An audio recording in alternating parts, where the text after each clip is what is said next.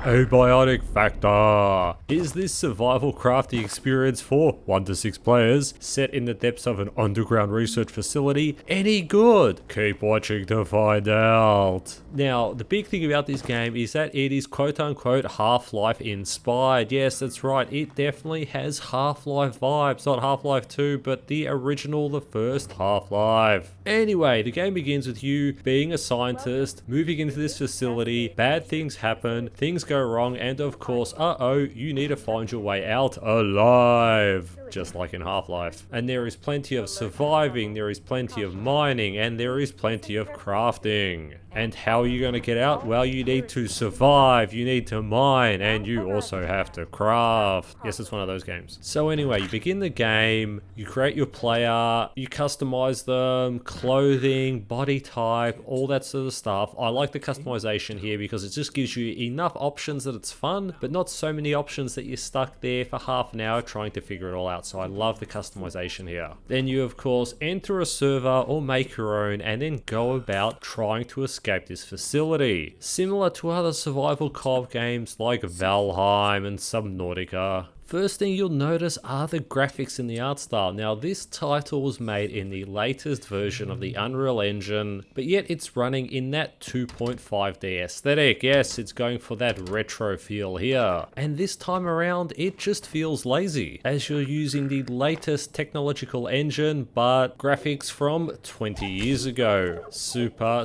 lazy. Now this game is also doing the entire realism thing, which has become a bit of a genre in and of itself. Similar to other titles, particularly Pacific Drive or even Grey Zone Warfare, this game is aiming to be super realistic. Not in a simulator way, but just realistic overall. There are first aid kits scattered around that you can interact with and take items out. There are vending machines that you can buy food from. There are drink vending machines that you can buy soda from. There's a toilet over there. Yes, you can go take a poop in the toilet. Hey, there's a sink filled with water. You better believe you can go up to that sink and start drinking out of it.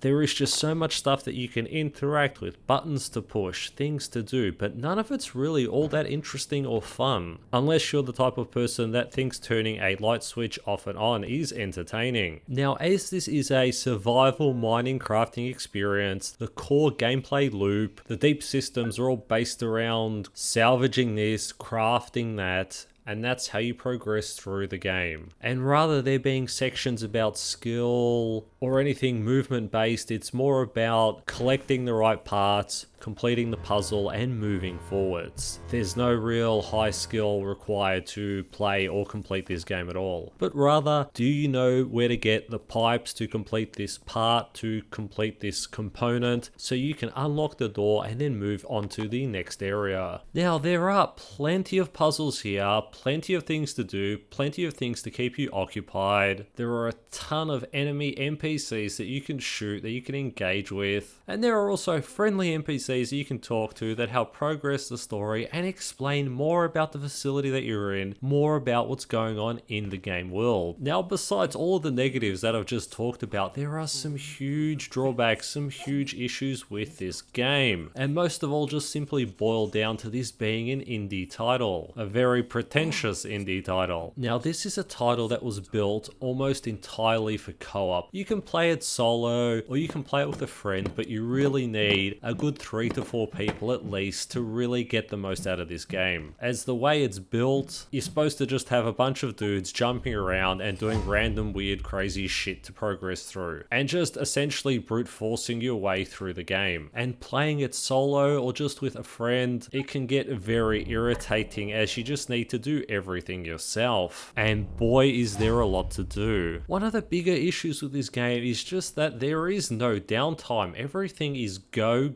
and you may think, hey, that sounds pretty fun, but when everything is literally nothing but escape rooms, nothing but puzzle solving, it gets extremely exhausting, as you're just like, hey, give me some story, give me some cutscenes, give me some downtime, give me some empty area, just give me something that isn't just another puzzle to solve. Now the puzzles aren't exactly terribly complex, but they just zip into that annoying zone because it's just find this material, craft this item, move forwards. Again and again and again and again. This is one of those games where you play it for 15-20 minutes and then you'll be like, dude, I just need to have a break, because it's just non-stop. And again, the puzzles are not terribly difficult, but they're just difficult enough that you have to use too much brain power, and being on all the time is just exhausting.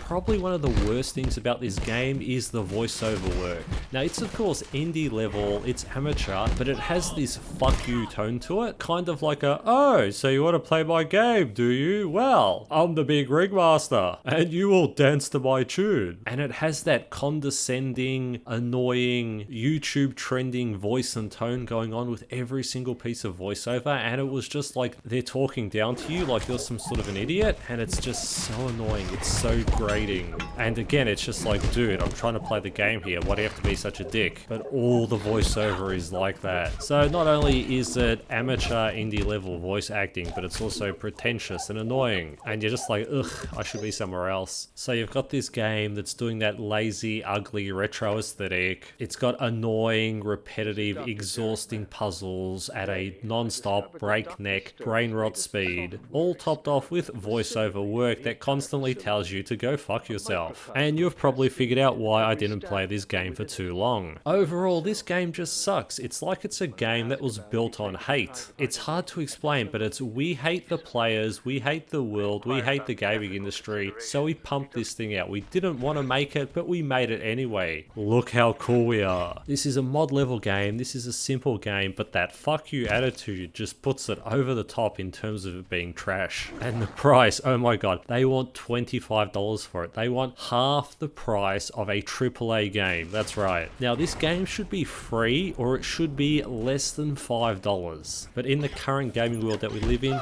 people are all too happy to pay $30 for a piece of crap. This is kind of a snooty, smug $25 version of Among Us. Some people will buy it, but most will not. Be one of the people that doesn't.